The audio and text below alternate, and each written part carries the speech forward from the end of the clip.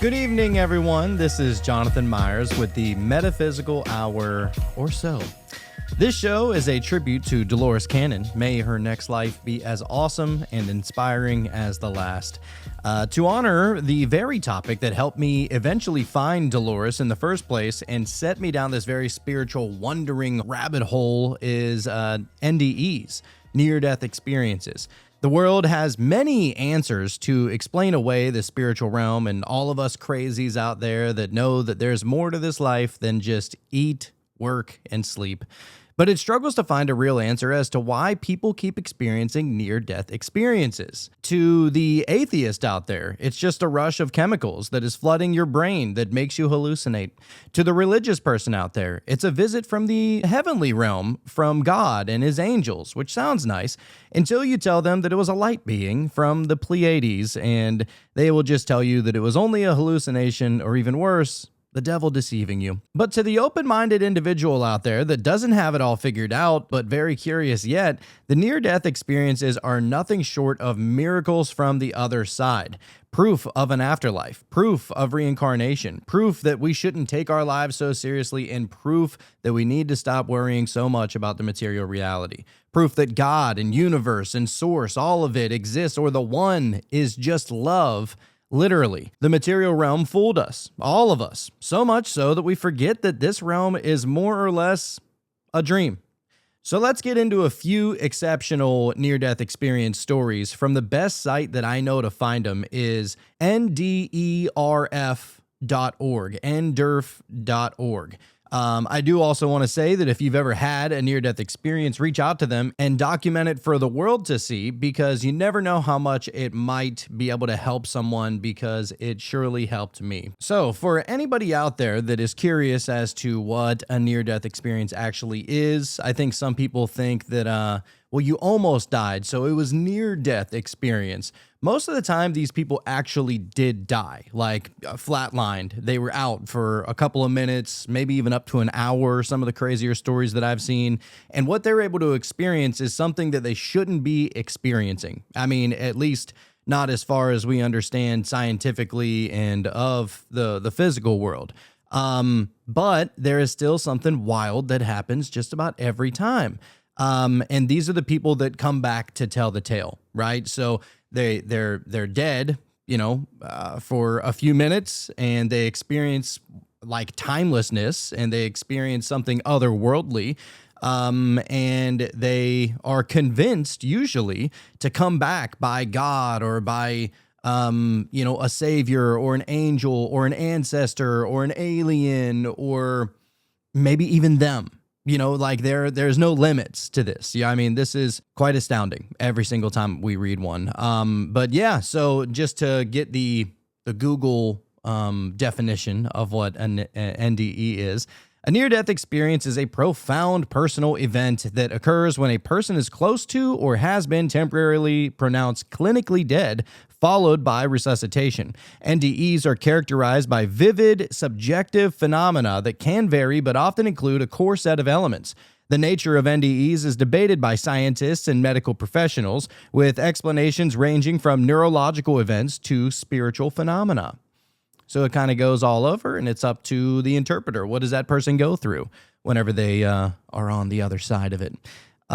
So there are common features of near-death experiences. While no two near-death experiences are identical, many share similar elements, according to studies conducted by researchers like psychiatrist Raymond Moody. Look into him if you haven't already. That is a beautiful man. So some of the most frequently reported features are out-of-body sensations, which is a feeling of detaching from your physical body and observing events from a different perspective, oftentimes from above. That's what you'll hear about is like, I looked down and I saw my body. And, yeah, we're going to get into a couple of those stories. Another one is a heightened state of mind, a sense of unusual mental clarity and rapid thought processes, despite the body being in a compromised physical state. Now, how do you explain that? Body's dead, brain shut down, there's no activity really going on, and somehow their mind is working better than it ever has. What a trip. Next, you have a movement through a tunnel, Not every time, most times though. So the movement through the tunnel is a feeling of being drawn into a dark, enclosed space, sometimes with a brilliant light at the end. Another one is encountering a bright light, so seeing an intensely brilliant, peaceful, and loving light, which sounds kind of wild, right? You're talking about just a light. You know, it's not like it's not a fluorescent light. It's not incandescent light. It's not even the sun's light. It's not the star's light, the moon's light, not any light that you've ever seen, at least not in the, physical material realm. It is a light that literally expresses emotion, which is kind of wild if you think about it. Like, it's hard to even process that, because anytime we've ever seen light, we don't associate it with emotion. We don't associate it with love.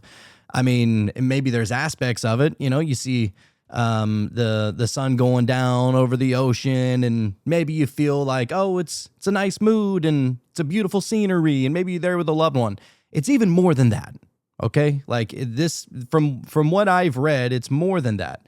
There seems to be a profound sense of serenity, well-being, and unconditional love, often replacing feelings of pain, which is interesting because you're no longer attached to the body anymore. So I guess you wouldn't necessarily feel any kind of pain, but if the mind is inside the brain that's inside the body, shouldn't you still be feeling some kind of pain? I'm sure they're going to be able to find a way to, tear that apart, but we'll go on. Then there seems to be, just about every time, a life review. So a rapid and panoramic review of one's past, often reliving significant memories and understanding the impact of one's actions. Sometimes people meet other beings. Most of the time people meet other beings, from what I've read. Encounters with deceased loved ones, religious figures, or other spiritual entities. And there usually is a reluctance to return, a strong desire to remain in this blissful state, often described as a more authentic place than a more authentic home than your earthly life. Think about that, man. More authentic, more home than your earthly home. I mean, yeah, I know that some people don't necessarily feel at home in their own home. That's not what this is talking about. This is saying that, like, imagine you're at home, you have your significant other, maybe you have your kids with you, maybe you're opening presents on Christmas Day. It's as home as it gets, right? You got Michael Bublé Christmas music or whatever playing in the background. You're drinking some eggnog. The ambiance is right. 'Tis the season. It is the most home you'll ever feel, unless you have an NDE. And that's what this is saying. More authentically home than your earthly life. It goes beyond it, because there are limitations to this reality. Not even just to this reality. There's limitations to our conception of this reality, like to our understanding of this reality. You think about it, we only have 5 senses, 6 at most, right? With the sixth sense being the intuition or the gut feeling. How do you explain just what we were talking about earlier, whenever they were seeing the light and sensing emotion from the light? Maybe that's a sense that we just don't have in the physical realm. And that's probably just the only way that individual could even explain it. I'm sure it probably is a lot deeper than even just, oh, the light had emotion. It's wild. And that's why I love looking into these, because I just don't know what to do with it, but I'm excited. I don't need to compartmentalize it, though. I'm not going to lie. There were plenty of times where I did try to compartmentalize some of these stories, because some of them have Jesus, some of them have Muhammad, but some of them have Buddha, some of them have, their ancestors, some of them have, it's just their higher self. Like, what do you do? How do you compartmentalize that? Some people meet ETs. Maybe they're praying mantises. Maybe they're little grays. Could be, the tall whites, could be the Pleiadians, whatever, right? The Nordics, cat beings. I mean, there's no limit. So how can you compartmentalize something that has no limit? You can't. And, and what you find is that after some time, we only compartmentalize things so that we can better understand. And so I would say that it's only logic to try and compartmentalize it. It's only logic to try and make some kind of sense of it, because our brains don't know what to do. We can't leave doors open. It has to be, I understand it, or it doesn't make sense, right? That's not necessarily right. This is mind expanding stuff, not shrinking, you know. So yeah, and then science has tried to interpret it, which is okay. And we're going to go over that because I'm sure there are people out there that are like, surely there needs to be some kind of scientific explanation. Now, I do want you to keep in mind something though. Science knows how things work, but they don't know why it works that way. Just a little distinction.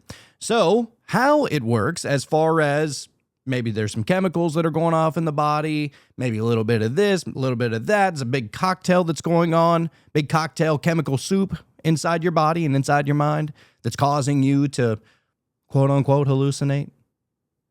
Interesting. So what they say is that there's neurological activity. So it says a cascade of physiological stress during a life-threatening event may cause certain networks of neurons to go into overdrive. There's brain activity that has been shown to surge right before death, possibly contributing to the subjective experience, which is interesting because it says that there's a brain surge right before death, before they die. We're talking about these people are dead. Okay, like just so we're clear, like they're dead. There's no spike on the monitor, right? They are kaput and they're experiencing something. So they're talking about up until that moment, there seems to be a surge in brain activity up right to the edge, but it doesn't explain what happens after. It says possibly contributing to the subjective experience, and that's a thing. You know, it's subjective, and this is why. I don't know.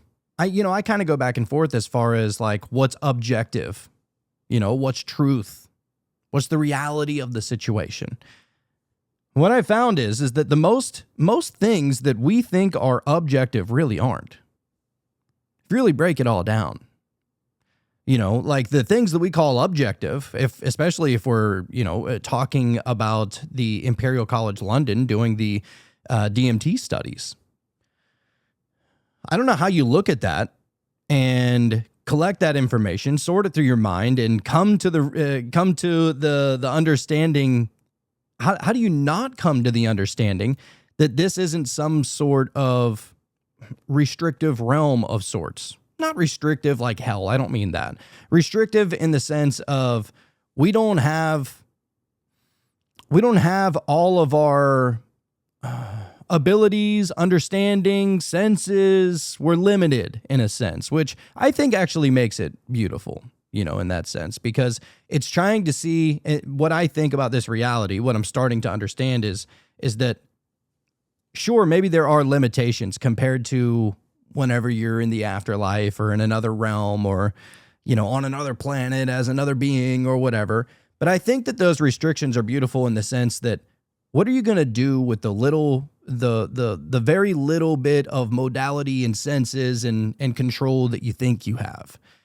Like, I think it's nice in that way. But anyway, so then it gets into the REM intrusion, so the rapid eye movement. So a blending of consciousness, of conscious states. So you have the waking, the REM sleep, and non-REM sleep that occur during a crisis. They can create a hybrid state.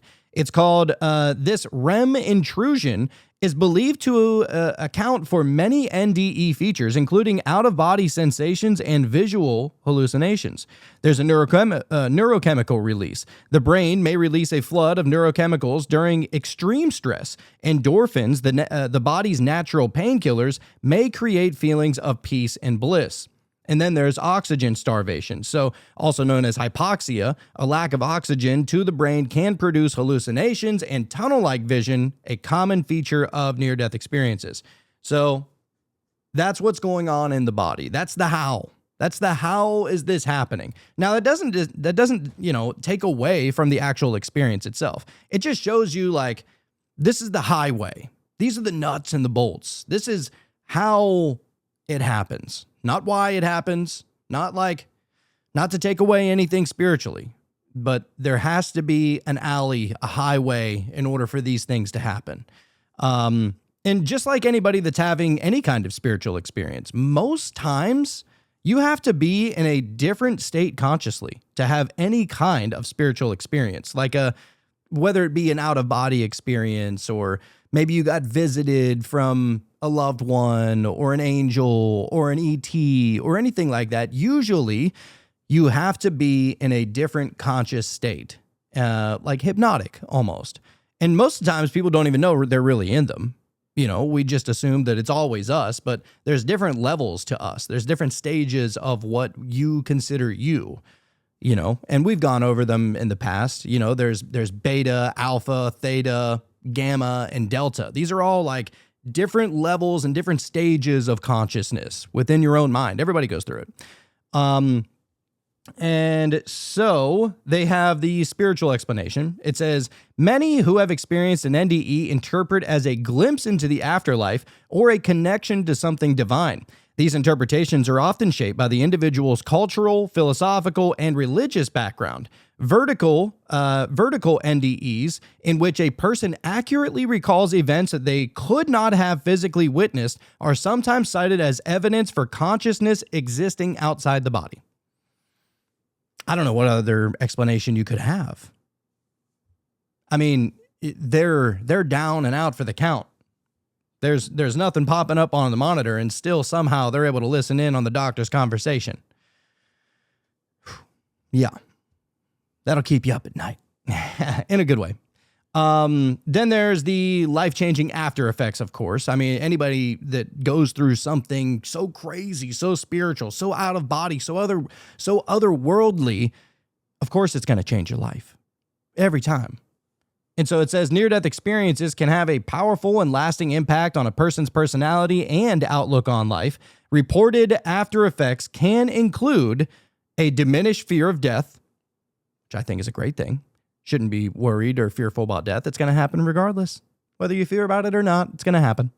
There is a level of increased spirituality, often accompanied by less interest in materialism.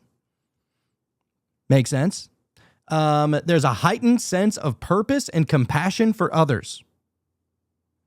It's almost like a spiritual teacher. There's spiritual teachers all over the world of all times have been trying to preach this very same thing from the very beginning. But we have to die to understand that message, I guess.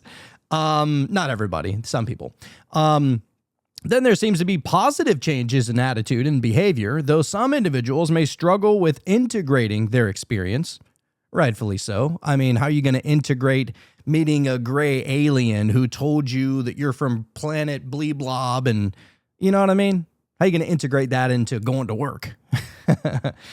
And then there's always a renewed appreciation for life. So just want to throw those out there. It's quite fascinating when you really, really look into some of the effects and what really is going on. Now, I do want to say, anybody that's ever looked into a near-death experience, it's not like it happened once or twice, or maybe it happens every so often. There are hundreds of thousands, if not more, but at least documented. There are hundreds of thousands of documented accounts of people that are documenting their near-death experiences. Like I said, they're not always the same. As a matter of fact, most of the time they are far apart from each other. So don't try to even think of compartmentalizing this. This is something that you can't put in a box.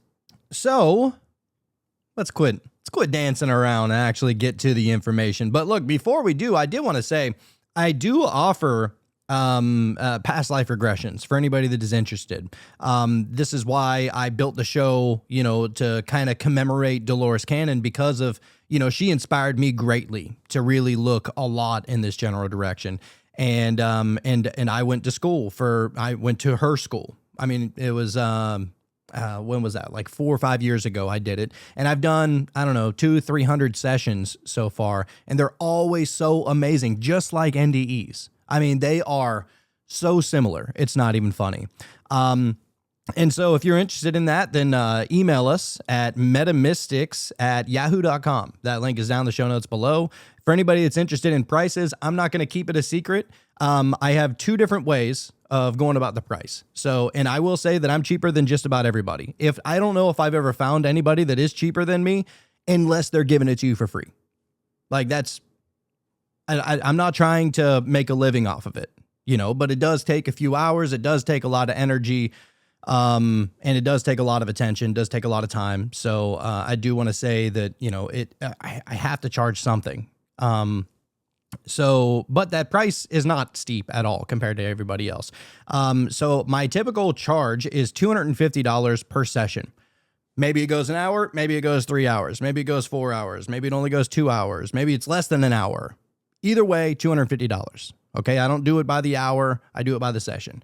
$250. But if you decide that you want to put it up on the podcast for everybody else to be able to listen, a lot like these fine people over at nderf.org did with their near-death experiences, and you want other people to be able to listen to what your experience was about your past life regression, I bring it down to $200. So it's $50 off. And that way everybody will be able to listen to it as well. Now, that doesn't mean that I won't, if there's something like very personal in there that you would like to get cut out, I can absolutely cut that out. I can make accommodations, no big deal. I'm sure you don't want people knowing about some of the more deeply personal stuff that you maybe went through or learned about yourself, or maybe some of the questions that you ask your higher self. Totally get that. We can cut that out. But as far as the past life regression itself, where did you go? What did you see? What did you experience? What did you learn? All those fun things, all the details of it. Yeah, we'll keep that in there. It's entirely up to you. So if you're interested in that, like I said, email me at metamystics@yahoo.com and we can get that set up. I will say, anybody that's interested in it, make sure you have headphones that has a attached microphone that you can put right next to your mouth. So a lot of times, like the old school Apple headphones, the pods, right? The corded ones, not AirPods. Do not use AirPods. They are not that good for this. If you use the old school ones with the actual cord and the mic that's connected to the cord, those are usually the best, unless you have like a set of gamer headphones with, the mic that goes right up to your mouth. And the reason why I say that is because whenever you're under hypnosis, your voice is going to get so soft.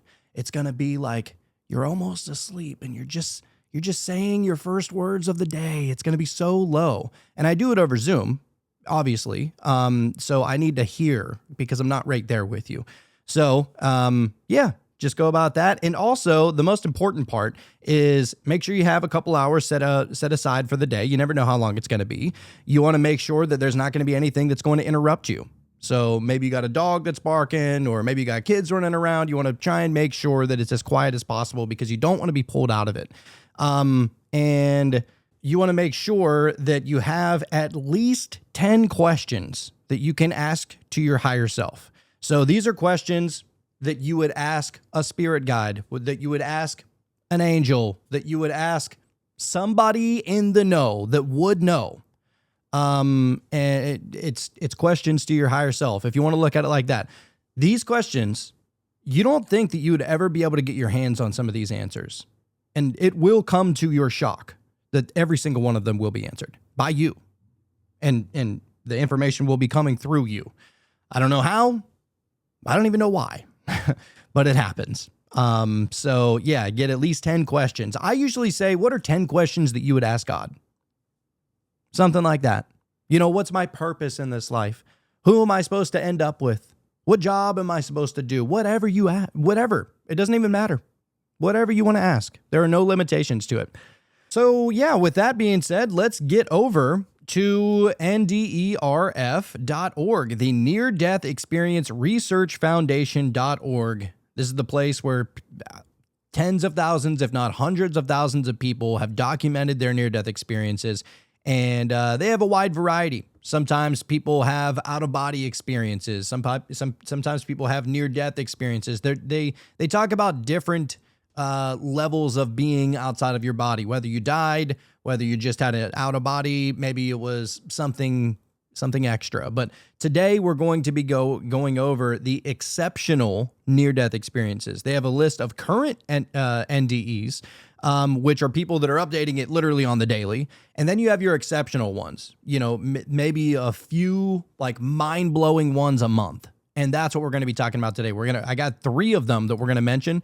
So these 3 stories, and these aren't just stories. I mean, these are actual experiences that these people documented. So it's up to you how you want to interpret it. But I would say the best way to approach this is with an open mind. just listen. Just listen to the story. See what happens. And then once we hear the entire story, then you figure out, I wonder this, I wonder that. But don't judge until the end, because we're talking about things that are being experienced outside of time. It's a very different world. So the first NDE that we're going to have, or the first one that we're going to read here, is from Luis, who had an NDE. And it was actually transcribed, I think, because transcribed. Oh, he was maybe talking into a voice memo or a voice recorder or something like that. Somebody wrote it down. So it starts like this. I had been dealing with a breathing problem when I was asleep and would wake up in the middle of the night gasping for air. It would happen about once a week, and I'd just have to sit up quickly and wait for a few seconds, sometimes longer, until I could breathe normally again. It became kind of normal for me, but then one night it didn't go away. I woke up like before, but this time I struggled to catch my breath, gasping harder than usual. My wife was exhausted with her own issues sleeping, so initially I didn't want to wake her, thinking that it would eventually improve. But something felt wrong. Panic set in, and when I turned to the left to wake up my wife, I heard a female voice say, "Relax and let go. All is well." And then I was both looking at my body and still in it, though the feeling of panic disappeared. The voice I heard was calm, gentle. It was a female voice. I can't really describe it because it was unlike anything I'd ever heard. Metallic sounding is the only way that I can say, but it was still feminine. So one moment I was there struggling to breathe, and the next I was watching myself. Then I heard the voice again, the same exact words. Relax and let go. All is well. This time I could pinpoint the location of the voice. It came from the right corner of the room behind the physical me. When I turned my body to look in that direction, I saw a translucent, bluish, fluorescent, clear energy being. The energy being was not human-shaped and really hard to describe. As I turned further, looking behind me, I also saw a human-shaped being of light, and to the right of that being was a round-shaped light on the wall, like a portal. But before I could fully process what was happening, I was suddenly pulled and went right through the energy being and was near the other being that was directly behind me. But now we were both looking down at my body from what seemed to be ceiling height in the corner of the room. Strangely, as I looked at myself, at my body, I felt little to no connection to it. I did not recognize it or understand why I was even observing it. I only sensed that the body was struggling, gasping for air with this other being next to me who I felt as a friend or someone I can trust. Not recognizing myself, I asked, "What's wrong with it?" He replied, "He's trying to breathe." "Breathe? What is that?" I asked. He said something like, "The body needs to breathe in order to survive." I didn't feel fear or any heightened sense of emotions, just curious, observing everything calmly. With respect to the human drama going on, I actually felt a little bored, not knowing what I was doing there. And then at the moment I was thinking that, the being asked me, "Are you ready to go?" And I said, "Yes, I'm ready to go," though I didn't know where we were going or who this being actually was. Before we left that earth scene in my bedroom, I saw my body get wrapped in this bluish cocoon-like energy light, the same exact color of that bluish being I first saw. Then I pulled out of that scene at an incredible speed, like being vacuumed up. And then suddenly, I was standing on a beach. This place, it was amazing. The waters, the colors, the sand, it was alive. It was all moving together as if there was a breeze blowing onto it, but I didn't feel any wind. To me, it felt like a breeze coming in, creating something like music, and everything was moving to it, synchronized like a symphony. It was just beautiful. I was looking at the sand and I felt like I was part of and one with the sand. Interestingly, I could see all of the sand and every grain of the sand individually somehow. I could even talk to the sand, and the sand was also communicating with me. They were asking me to come touch it and feel it. The same thing happened with the water. I was connected to it. The water was different, more substance and solid, and I didn't get wet. That's the way I would describe it. The water was communicating with me as well, inviting me to come into it, and so I did, and it felt like it was healing me. I felt the love from it. Again, it was just indescribable. There was no sun, but the whole place was bright and full of light. Blue skies, white clouds, it felt like heaven. So I turned to the being who was still with me and asked, "Is this heaven?" He said, "Yes, this is part of what humans call heaven." Then I asked, "If this is heaven, where is God?" And he answered, "God is everywhere, all the time, and in everything." That answer didn't satisfy me. I didn't get it. This idea that God was everything and in everything all the time. Then this question came out of me despite not feeling connected to my physical life whenever I said, "If this is heaven and if God is real, what religion should I be?" He told me, "You can be a religious person if you like, but you don't have to be because religion is of man, not of God." That made sense. So then I asked, if heaven is real and God is real, is Jesus real? And instantly, when I asked that, I was gone, no longer on the beach. I was inside a wooden cabin, beautiful wood everywhere like maple. I'm a woodworker and I love wood, so I was admiring this wood that was so full of light and alive, and I thought to myself, let me look at this wood. And when I thought that, I was right there up close looking at it. Right then, the wood transformed into vibrating thin strings of light, like glowing spider webs of all types of amazing colors running horizontally back and forth as if the lumber was alive. I then backed up to where I was before I came close, and this time I saw two humongous angels, or whatever you want to call them. They were massive beings, strong, all dressed in white, and you could see their muscles. I'm 6'3", but these guys were intimidating, and I would guess that they were at least 30 feet tall. I didn't turn to look at them directly, but somehow I could see them. Then I saw a hand reach into the cabin. It was as big as the room, and it was also as big as the entire universe. Again, somehow I knew both at once, but I don't know how to explain that. I could see the bare hand, a male hand, up to the wrist, and then the fabric from the wrist to the elbow. The fabric had a band of gold near the wrist with simple, small symbols. The hand appeared to be normal, moved down onto the floor and opened up. When the hand opened, a figure stepped out. The moment I saw the figure, I just knew exactly who it was, even though the being was initially walking towards the wall away from me. It was Jesus. Don't ask me how I knew this being was Jesus. I don't know how I knew because I really didn't know anything about him or anything really specific about that religion coming from a communist country where we couldn't discuss it. But I just knew it was him, and there was no doubt in my mind. As Jesus stepped out of the open hand, he took a couple of steps forward away from me towards the wall and turned right to walk towards the door frame, an opening, but no door. There was a white pedestal right in front of me in the doorway with a humongous thick white book on it, maybe 3 feet wide. Everything was white, and there was this old-style feather quill pen on the pedestal on the right side of the book. Jesus picked up the quill pen with his right hand and began writing in the book. I was just watching, thinking in disbelief that this is Jesus right in front of me. He kept writing, and at some point I figured he's writing all of the bad stuff I've done, and he's about to send me to hell because I used to talk a lot of crap about Jesus. I was an atheist and didn't pay any attention to religion. But then as soon as I thought, what is he writing? I was there, right on top of the book. He was writing, but I couldn't see any words that he was writing. Everything was white, so it was as he was writing with white ink, and I just couldn't see what was being written. Then I was back again where I was standing before, and this went on for what seemed like forever. Each time I kept thinking that these bad things were going to happen to me, he would pause, smile, or chuckle. I thought to myself, why is he laughing? Am I in that much trouble? At this point, he communicated to me that he could hear my thoughts.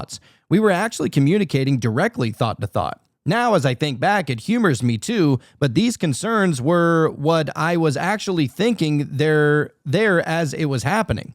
He eventually stopped writing back and backed away. He turned to face me and took a few steps toward me, stopping maybe 6 feet away. He looked at me, and I get emotional when I remember this part because he said, in quotes, "I heard you asking for me, so here I am.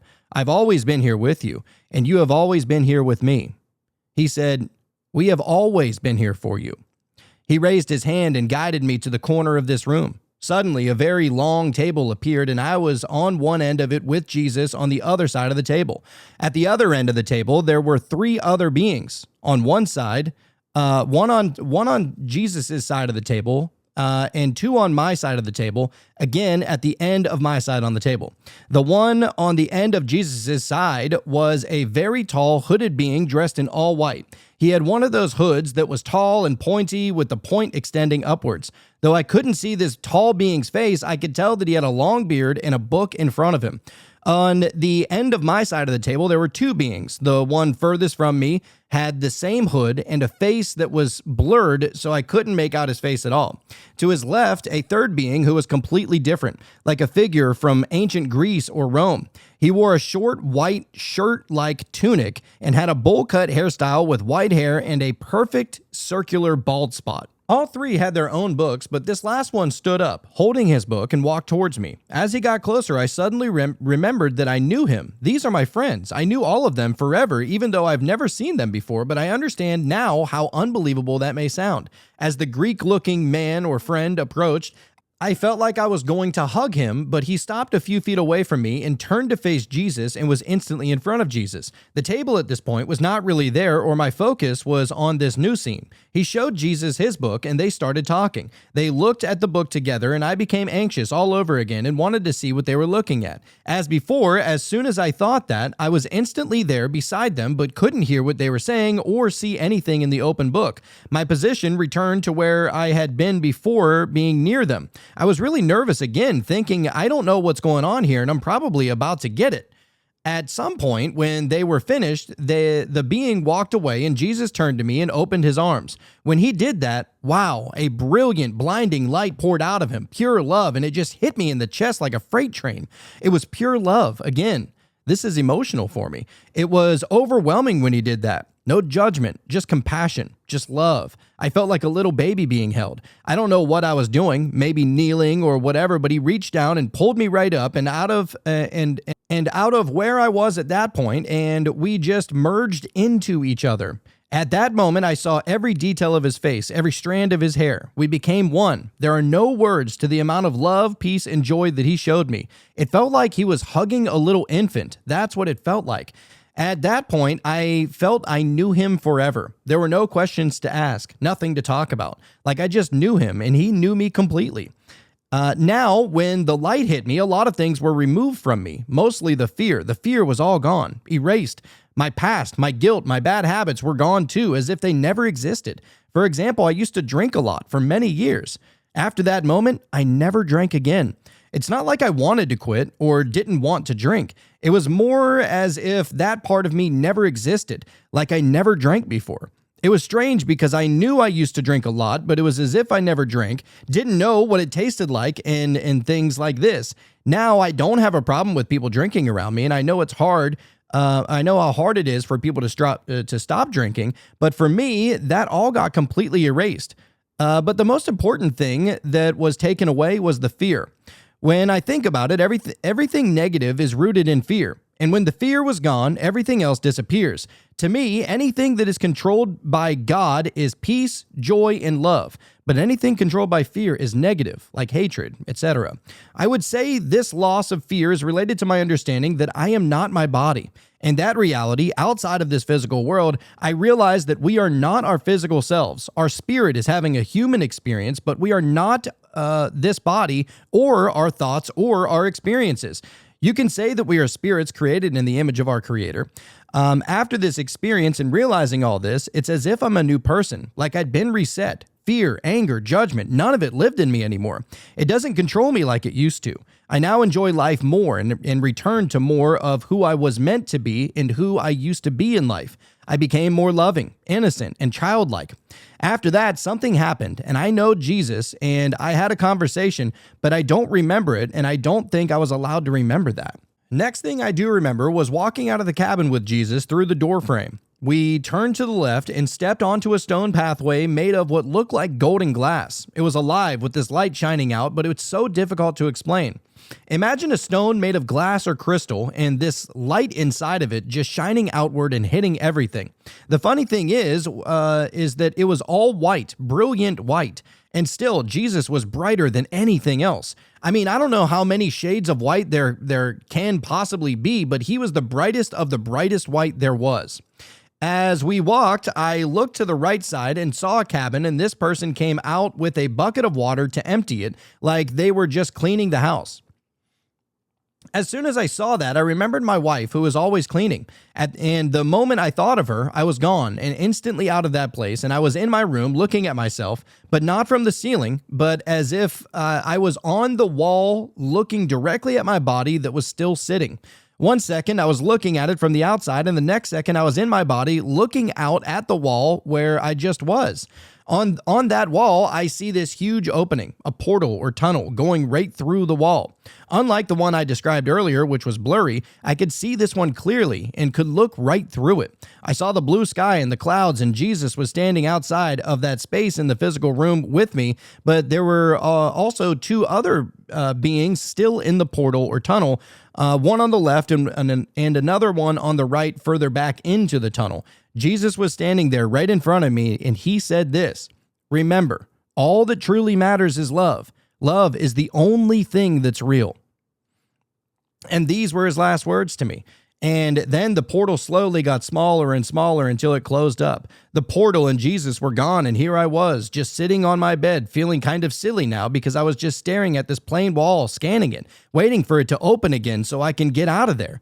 I still had no idea of who I really was or why I was there, and it took months to adjust to this world again and who I was as Luis. For some time, I would just break down weeping, especially when I thought of Jesus. Sometimes I would just pull over my car until I could get it together. This physical world just didn't feel real anymore, not like that one. Now, several years later, the biggest thing for me is that I see beauty of creation, the divine, in everything. Wow, that was some serious goosebump action right there at the end. What a story. Meeting Jesus, literally dissolving into him and becoming one thing. And then what they said earlier about, like, you know, he was looking for God, and they're like, God's everything. God's everywhere. Like, just, there isn't a place that isn't God. It's funny how he just didn't want to accept that, you know, because we all have this image of what God is or who God is or what God should look like or whatever, right? Because we're made in his image, you know, so the Bible says. But whenever you find out that literally there isn't a thing that isn't God, that's what those beings were telling him. They were like, look around, dude. There he is. There he is. There he is. There he is. He's over there. He's back there. Over there. So wild. And so it says that a little background information. Obviously, this is a male. His name's Luis. It occurred in late 2019, so not that long ago.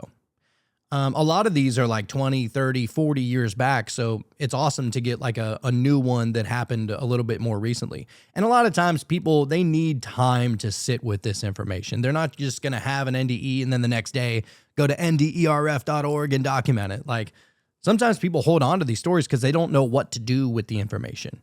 You know, they don't want to tell anybody because those people are going to think that they're crazy. You know, they think that even whenever they think about it, that they're crazy, and that's not fair. You know, so yeah, it's that's Luis. Man, what a story! Wow. We have another one here. This is from Bristol. So somebody named Bristol who had a near-death experience.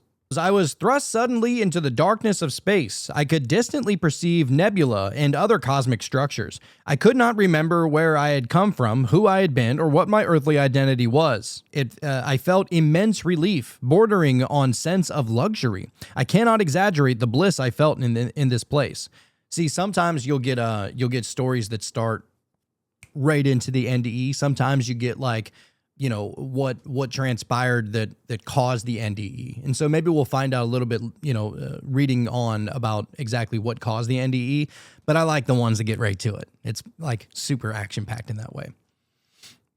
So, goes, I was approached by an incorporeal being who communicated with me about my situation. This being had no form I could recognize. My ability to perceive, it was emotional rather than visual. It occupied the entire expanse of reality. I got the sense that it was an amalgamation of everything. It gave me a gentle ultimatum. I was on the threshold of life, and I had to decide if I was ready to be done. They explained how rare it was for me to have this choice. Most people are thrust into this space so forcefully that they do not get the option to remain living. They asked me to consider carefully, so I inquired about my options. They revealed the system of the incarnation cycle. We remain in stasis as immortal, incorporeal beings outside of animation when we are not living.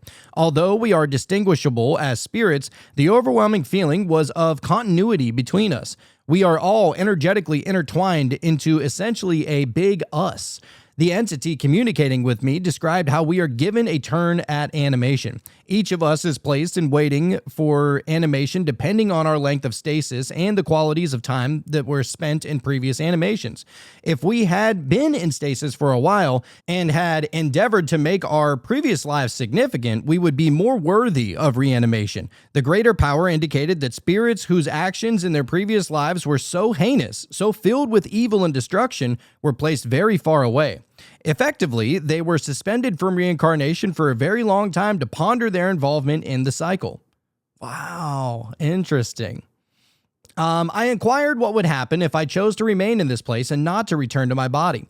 I still couldn't remember who I'd been on Earth. The being told me I was welcome to do that, but I would be placed in the back of the line, so to speak. I would not get another chance at life for a long time. I wondered if I had to return as the person I had been or if I could return as someone else. The being informed me that we are not given a choice regarding the material identity we inhabit. When new consciousness begins in a new person, a spirit is wedded to that body. As spirits, we only have the choice to be wedded, not to whom we are wedded. Those who forego this decision return to the back of the line. As such, my person was not yet dead, and I still had the chance to be returned and wedded to her body again. What an interesting way of putting it. Wedded to the body. The two in one, the spirit and the flesh. I love that it's written like that. So cool. I inquired about this system. I asked many questions, such as, why was animation so important? What was going on here? Why didn't we all just remain in this calm, blissful space all the time? What was the point of violence in life? The being showed me that life was important because it is how stories take place. They demonstrated points in the universe of intense warmth. I realized they were indicating planets that radiated intense heat in a way that I cannot entirely describe. It was magnetic, filled with music and voices, and felt warm to the core. I saw many planets, very distant from each other, and each with distinct forms of being. I immediately understood that there were definitely aliens occurring throughout the universe. I also recognized many other spirits drifting around these planets in rapt attention of the beings and their activities. The space-time divided between us ensured that they could not perceive us and we could not interfere with them. We could only respond to intense emotion with our own. Wow. We were not allowed to speak directly to the beings currently living. Music was the language by which we communicated. My God, this is awesome. The being told me that these were the places that sustained us throughout the entire universe. We, as spirits, warmed ourselves at these quote-unquote fires. Without them, we would slumber too long and never strive or struggle to achieve anything more. Living was about interacting with each other and discovering indelible truths about ourselves. We each get a turn to struggle and strive, nourishing one another, and in doing so, growing the cosmos. Part of the responsibility of living was to live in a way that enticed the slumbering spirits to want to struggle. This was one justification for why people who purposefully hurt and destroyed were relegated to extended stasis. It wasn't a punishment. It was a way to give rest to a spirit that clearly did not like life and needed more time to see for itself why the struggle was worthwhile. My God, looking at it that way is so interesting. So the being concluded, I had a choice to make. Would I choose to return to my body and struggle for the remaining decades of her life, or would I leave early and enjoy the bliss here? Again, I couldn't remember who she had been, but I could recall that her life had been filled with this intense pain. At that point, I felt an intense surge of empathy for whoever I had been. I realized the distinction between ourselves and the way I, as her spirit, had done her injustice. I could feel how curmudgeonly, judgmental, and rigid I had been, and how much I tried to force her and everyone around her to be the way I wanted. I was overtaken by the sense that I was meant to inhabit her in a way that helped her connect to others rather than push them away. I felt deeply about leaving her with so little to show for her time alive. I decided I wanted to go back. Immediately, the being in my spirit sprang into action to find my body. We had to move through many spaces to locate Earth. I first recognized the Milky Way, then the edge of one of its arms, and finally the solar system. We found Earth. The being could manipulate material. Although we had found Earth, it was not Earth as it is now. The being had to manipulate the rotation and placement of the planet to arrive at the correct time period. Whoa, this is a really awesome one. It had me watch as it revolved Earth, and I was supposed to indicate when to stop. I watched the surface of the planet as if it were the size of a basketball. The landscape went through many permutations. I saw many continental configurations from Columbia to Rodinia to Pangaea to Gondwana to Amasia and Ur. I watched as mountains formed and crumbled and oceans grew and faded. Eventually, the creatures on land began to appear familiar. Strange geometric structures began to form on the surface, growing upward before collapsing. I realized I was seeing towns and cities being built. I saw great temples rise, and I saw ships on the water. Oddly, I could not recognize the place from the arrangement of the land as I do now. It felt like I had aphasia. I could only orient myself by the shapes of the bodies of water. When the Pacific Ocean emerged in its current form, I felt a pang of homesickness and realized that it was the time of my life. The being stopped moving the earth, and I was allowed to begin my journey back. I first, quote-unquote, landed in the middle of the ocean and proceeded east until I encountered the west coast. I followed the coast, starting around Mexico, until I arrived at the Columbia River. I felt an intense squishing with each distinction, and the focus of space-time began to collapse around me, causing me to lose the sense of gigantism associated with being a spirit. I crawled and swam up to the Columbia River until I reached the Willamette River. I knew I was very close. I followed the Willamette River until it crossed the path of the Fremont Bridge and I-84. I knew that if I could follow this, I would find the hospital where I was. I had to cling to the ground to keep from flying away because the planet was moving so swiftly. Everything was silent and still, although I could see much activity. I was not yet living, so my perception was filled with a sense of rest and stasis. I found her body as she was being laid on a gurney. I ran to her and jumped in, just as her head touched the bed. My consciousness returned. I was extremely hot and sweaty. The world was filled with intensity. I could feel 1,000,000,000 fires in my body contrasted by the freezing cold of the rest of the room. I could feel cells burning to fuel my existence. The entire atmosphere was pressing upon me and into my lungs, the pressure of gravity pulling me down and nerves electrically stinging my brain. I had forgotten how violent animation was. I recall the union at our first birth, and I remembered how violent life felt then. This felt like another birth. But this time, I knew my person, and I was elated to be back with her. I could distinctly feel the difference between my earth person and me as a spirit. My earth person was a fully formed woman with an identity separate from my own. I could feel where I ended and she began. She was wildly alarmed, but her brain was cool and tingly from the sensation. It felt like the best sleep of our lives. The distinguishment is crazy, right? Like, it goes from me as the spirit to my earth person. Now it's our lives. I love it.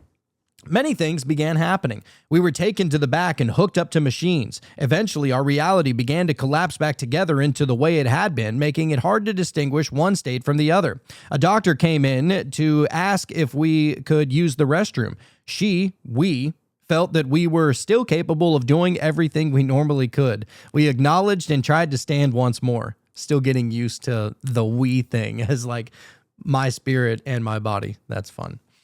Immediately, I was thrust back into the darkness of space. The being was there to meet me. Many things began happening. We were taken to the back and hooked up to the machines. Eventually, our reality began to collapse back together into the way it had been, making it hard to distinguish one state from the other. A doctor came in to ask if we could use the restroom. We felt that we were still capable of doing everything we normally could. We acknowledged and tried to stand once more. Immediately, I was thrust back into the darkness of space. The being was there to meet me. This time, the tone of the interaction was more grave and intense. They told me I was not supposed to be back. They said I was very close to losing my chance. This meant that my Earth person was very close to death, and I needed to decide if I was going to fight for her or not. I assured the being that I was more than committed. We found Earth again, and I went through the entire journey to locate my body from the ocean to the gurney, but this time with haste, worry, and with the efficiency of having done it before. When I found my body, she was being held by two men who were shouting. She was limp, and my heart broke for her as I saw her head dangling lifelessly backwards. I dove back into her body, and animation once again thrust upon me as I felt the searing coldness of life. I was covered in sweat and my heart raced in a way that truly scared me. I was put back on the gurney by a team of people quickly attending to my situation. I was given a catheter and experienced the odd sensation of organic tubes connecting with inorganic ones. I was rushed to a full-body machine for scanning, then hurried through hallways to an operating room. I remember seeing the operating surgeon and was relieved to discover that it was a woman. An anesthetic was administered, and I was asked to count down. At the number 7, I stopped and asked her if she, the surgeon, had any daughters. She said yes, and relieved, I saw black. When I woke the next day, I had retained all of my memories along with the exquisite feelings of eternal slumber and the unmistakable sense of distinction between my spirit self and my material self. I tried to contact the being and the big us that I knew was out there watching, but I could not get a clear response. I knew there was a barrier. I gave thanks to it and to us and made a mental effort to send love to those watching. Thank you, thank you, thank you. My ravaged, yellow, weak body said. And so began my new life with my material person. I have never regretted returning, and I have never since idealized leaving this waking world. I am so thrilled to be here. Wow. I didn't think that there could be another story that could top the first one that we read, but they just keep on getting better, right? And I don't even think that's the right way of even saying it. None of these are better than any of the other ones, but just, man, some of the realizations and, you feel like you're listening and like watching a movie. Like if you're somebody that can picture all of this going on in your mind, whenever you're reading a story or reading a book or something, and you can picture it in your mind, right? Like, man, you can really get the idea of what is going on as it's transpiring and everything. So cool. But this person was a female. Her name was Bristol. And this NDE actually happened in June of 2024, very recent. And it talks about all the different elements. And she said, yes, it was very entirely present. Her thoughts were not sped up. And they asked her, were your senses more vivid than usual? And she said, yes, more vivid than usual. And plenty of other questions that they asked her and everything. But wow, what a story. See, you can make them like movies from all of these, I feel like. Just so awesome. This last one that we're going to read for the night is from Johnny, who had a near-death experience. This is another exceptional one that they label as exceptional. And this is an interesting one because he writes down his entire experience, and then I guess he comes back days or weeks or months later and then updates it a little bit. And so the people that run the site, I guess they decided to include the emails with his updates that we're going to get to and different realizations because, whenever you write something down or you type something or you talk about it, the story becomes a little bit more crystallized in your mind and it's not so fleeting anymore. Like if you ever, that's why they say like documenting your dreams really helps because whenever you document it, you're more likely to remember it. Otherwise, it's just going to be fleeting and you're not really going to know what to do with the information, so then it just passes. But these people, they're able to remember more details the more they document it, and that's what he did. So we're going to get to those letters or those emails that he wrote back after the fact, but this is his story. He goes, I had been very ill with TWAR, a bacterial lung disease, for about a year when this happened. I could walk or be active for only about 10 minutes. I had a fever for 3 weeks. I was always exhausted and it was difficult to breathe. I had the constant feeling of suffocation. It scared my wife how I sounded when I was sitting and sleeping. It became less stressful to sleep sitting up in my own room. My professional life up until then had been working with psychotherapy, crises, supervisors, among other things, in hospice, healthcare, social services, and other things. Coming from an upbringing where there was a lot of death around me, this experience laid the foundation for a lifelong interest in the research of NDEs. I read a lot on the subject. I had been to lectures and etc. I wondered what it's like to die and what happens next. After research, it may feel like I knew a little how it would turn out. One October evening, about 10 years ago, despite medication, I couldn't breathe. In the panic that followed, I took the wrong medicine and my breathing stopped. I panicked because I couldn't call for help. It was the scariest moment of my life. Then I felt my heart stop beating. There was complete silence in my chest and I gave up. Everything became still. I was completely mesmerized by a giant face starting to appear on the ceiling. It smiled lovingly and warmly at me. It sank towards me, or I floated up towards it. I don't know which it was. Suddenly, I was in a vibrating, vivid, incredibly bright landscape. It was brighter than anything I'd ever experienced. I experienced a sense of home that was of such a magnitude, it was impossible to explain it. It was as if my whole life had been a dream and I had woke up from it. Everything was so much more real and so home-like. I had come home and I was so happy, and even that is impossible to explain. How do you describe a happiness that is a million times stronger than when you had your first child? It doesn't work in human language.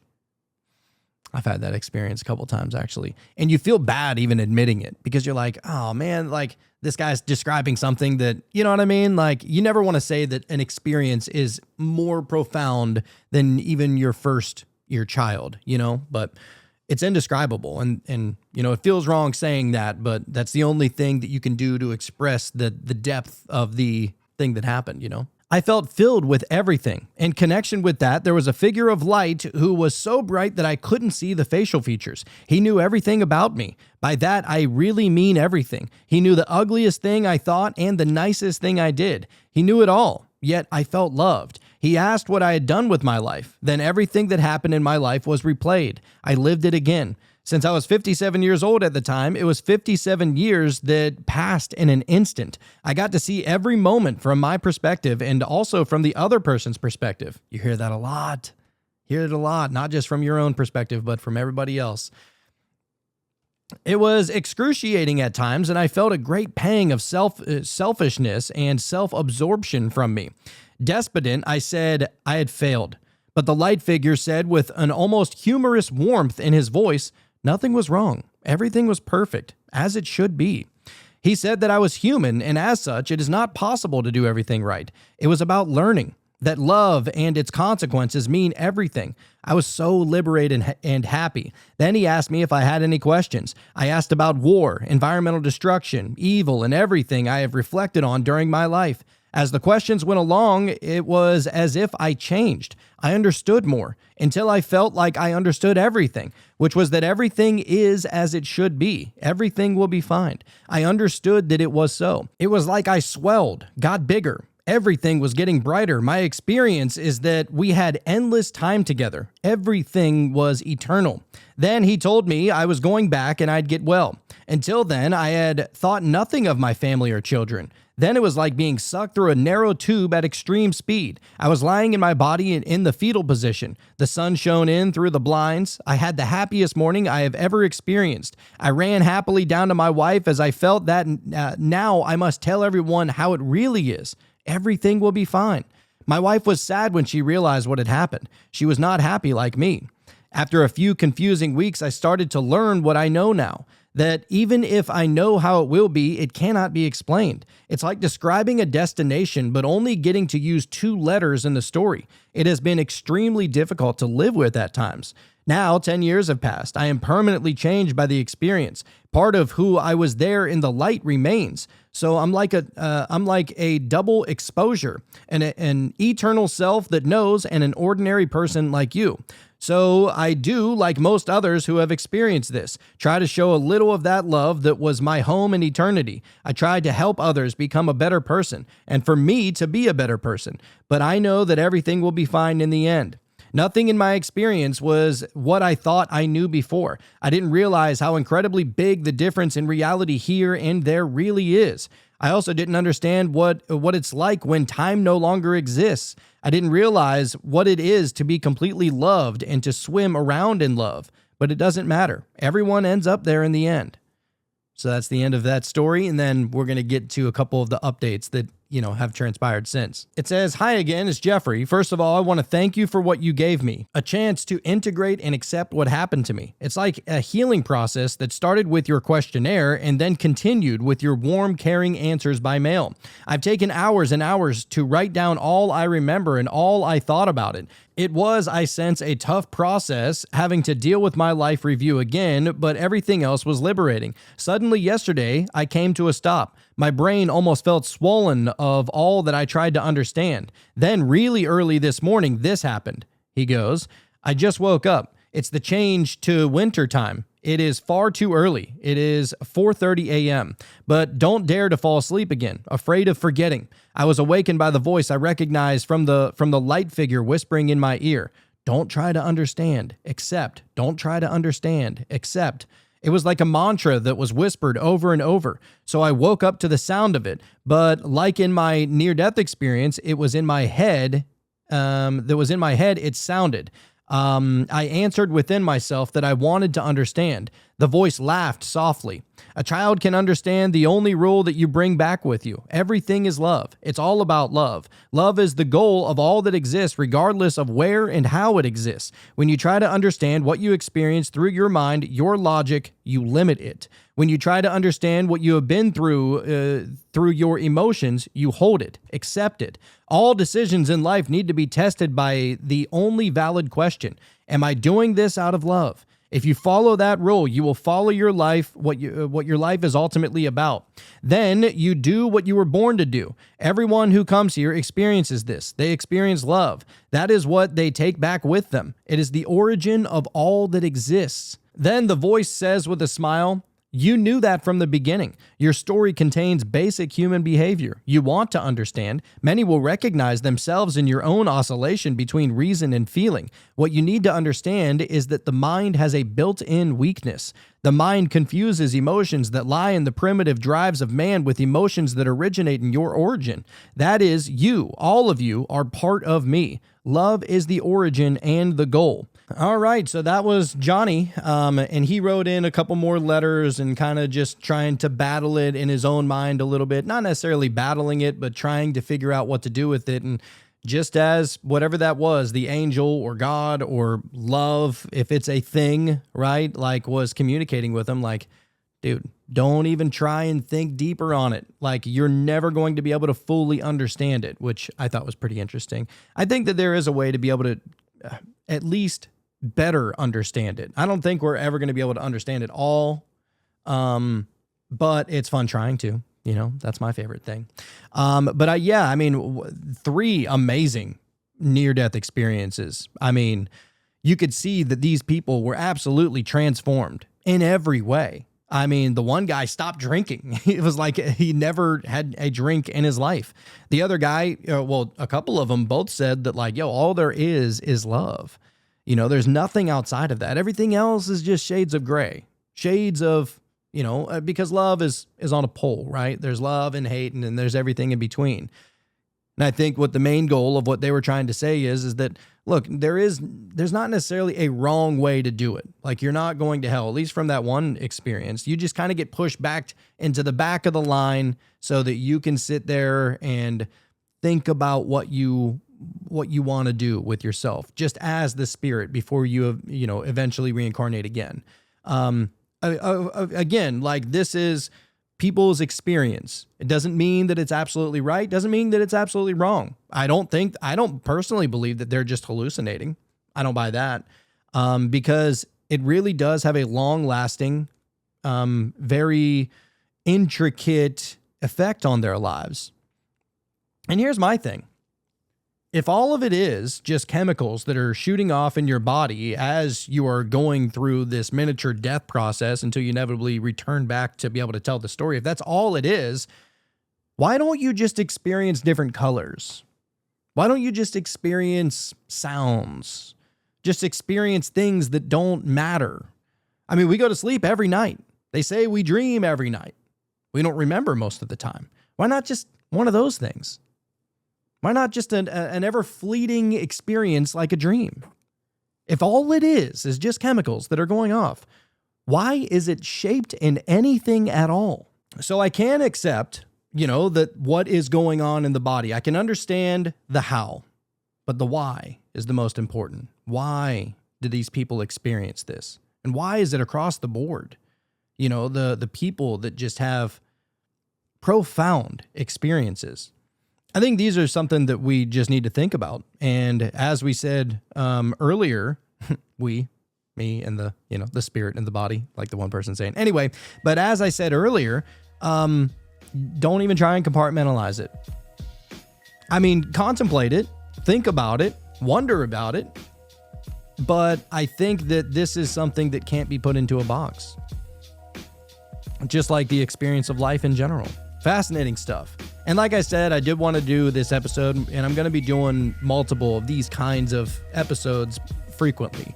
These near-death experience stories are too amazing not to talk about. At a certain point, you're just like, oh my God. It just excites you to even read it. It reminds you of how beautiful life is to even live in it, and how important it is to love everybody and not fight and be divided and all these things.